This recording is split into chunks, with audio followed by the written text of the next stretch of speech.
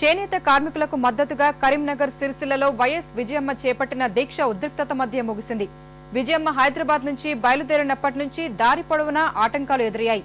ఆమె పర్యటనను వ్యతిరేకిస్తూ అడుగడుగునా తెరాస కార్యకర్తలు వాహన శ్రేణిని అడ్డు తగిలారు. పలుచోట్ల తెరాస వైకాపా కార్యకర్తలు రాళ్లు రువ్వుకున్నారు. పలుచోట్ల నిరసనకారులను పోలీసులు అదుపులోకి తీసుకున్నారు.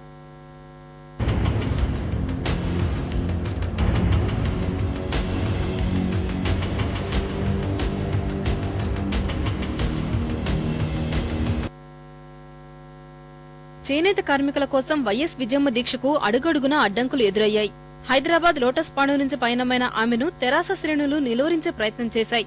తెలంగాణ ఏర్పాటుపై స్పష్టమైన వైఖరి ప్రకటించిన తర్వాతే దీక్షకు వెళ్లాలని తెరాస డిమాండ్ చేసింది.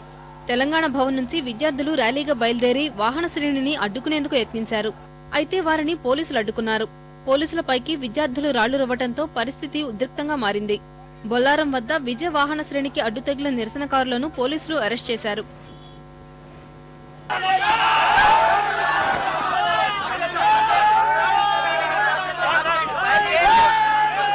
ఆ తర్వాత విజయమ్మను మెదక్ జిల్లాలో తెరాస అడ్డుకునే ప్రయత్నం చేసింది.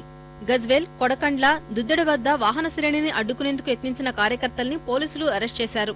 అడ్డుపడిన వారిని చెదరగొట్టేందుకు పోలీసులు లాఠీచార్జ్ చేశారు. ఆగ్రహించిన కార్యకర్తలు సిద్దిపేట సిరిసిల్ల రహదారిపై వాహనాలు అడ్డగించారు. దుద్దెడ వద్ద వైకాపా నాయకుల వాహనాలపై కోడిగుడ్లు విసిరారు. రంగధాంపల్లెలో కాన్వాయ్పై విద్యార్థులు రాళ్లు రువ్వటంతో ఉద్రిక్తత చోటు చేసుకుంది. కుకునూరుపల్లి వద్ద విజయమ్మ వాహనం మినహా మిగిలిన కాన్వాయ్ను పోలీసులు అడ్డుకున్నారు. విడతల వారీగా వాహనాలను అనుమతించారు. జిల్లాలో పలువురు తెరాస నేతలను పోలీసులు ముందస్తుగా అదుపులోకి తీసుకున్నారు. సిద్దిపేటలో ఎమ్మెల్యే హరీష్ రావును అరెస్ట్ చేశారు.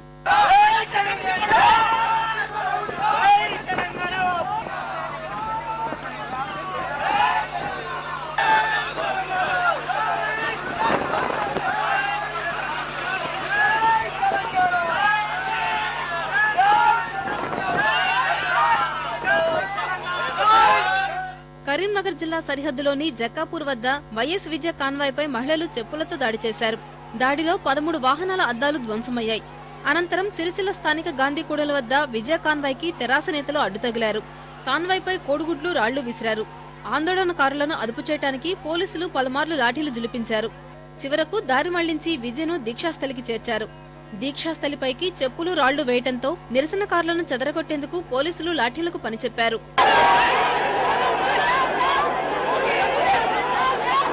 గతంలో కూడా జగన్ బాబు చేనేత నేతన్నల కోసం ఆయన దీక్షలు, ధర్నాలు చేశాడు.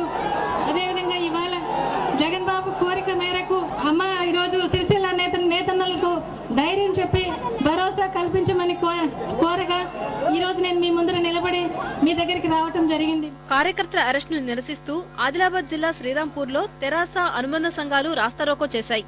రోడ్డుపై భారీగా వాహనాలు నిలిచిపోవడంతో ఆందోళనకారులను పోలీసులు అరెస్ట్ చేశారు. మందమర్రిలో చెన్నూరు ఎమ్మెల్యే నల్లాల ఓదెలను పోలీసులు గృహ నిర్బంధించారు.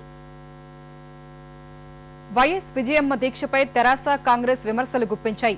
నేతన్నల ఆత్మహత్యలపై వైకాపా ముసలి కన్నీరు కారుస్తోందని తెరాస ధ్వజమెత్తగా ముఖ్యమంత్రి తీరు వైకాపాకు కొమ్ము కాసేలా ఉందని కాంగ్రెస్ నేతలు విమర్శించారు.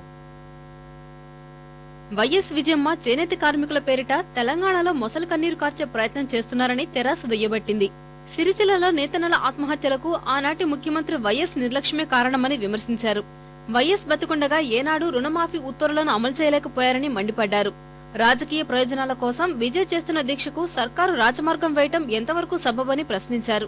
వైకాపాతో ప్రభుత్వం కొమ్మక్కై తెలంగాణ భవన్పై దాడి చేయించిందంటూ తెరాస నేతలు సచివాలయం సి బ్లాక్ ను ముట్టడించారు. సీఎం కాన్వాయ్ ముందు బైఠాయించి ప్రభుత్వ వ్యతిరేక నినాదాలు చేశారు. తెలంగాణ భవన్లో జరిగిన ఘటనపై పూర్తిస్థాయి విచారణ జరిపించాలని డిమాండ్ చేశారు.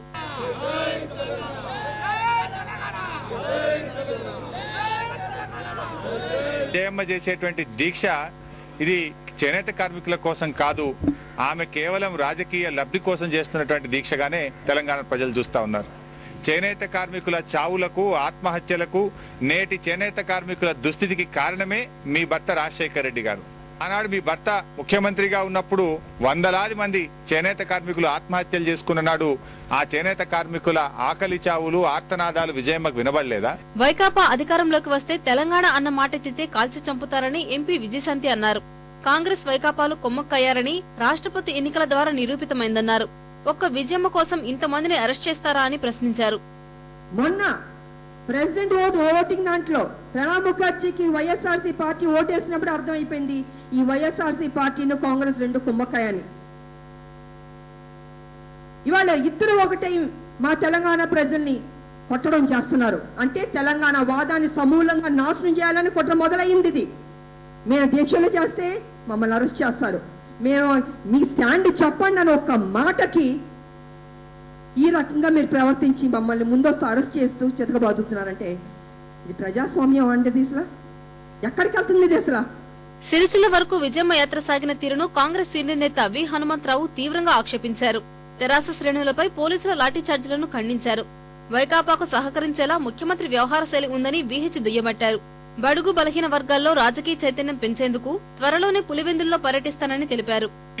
పోలీసు రాజ్యం ఇది లేకుంటే ఎమర్జెన్సీయా? నేను చాలా క్లియర్ గా అడుగుతున్నా. ఇది ఎమర్జెన్సీ లాగా కనిపించింది.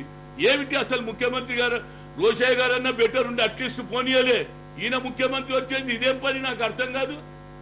ఏమిటి నువ్వు వైఎస్ఆర్ పార్టీకి సాయం చేయాలని ఆలోచన నీకు? ఏదైనా ఉంటే కుల్లా చెప్పు. వైఎస్ విజయమ్మ దీక్షలో చిత్తశుద్ధి లేదని, కేవలం రాజకీయ లబ్ధి కోసమే ప్రయత్నిస్తున్నారని కాంగ్రెస్ విమర్శించింది. జగన్ పై వస్తున్న విమర్శల నుంచి బయటపడేందుకే దీక్ష చేపట్టారని ప్రభుత్వ చీఫ్ విప్ గండ్ర వెంకటరమణారెడ్డి అభిప్రాయపడ్డారు.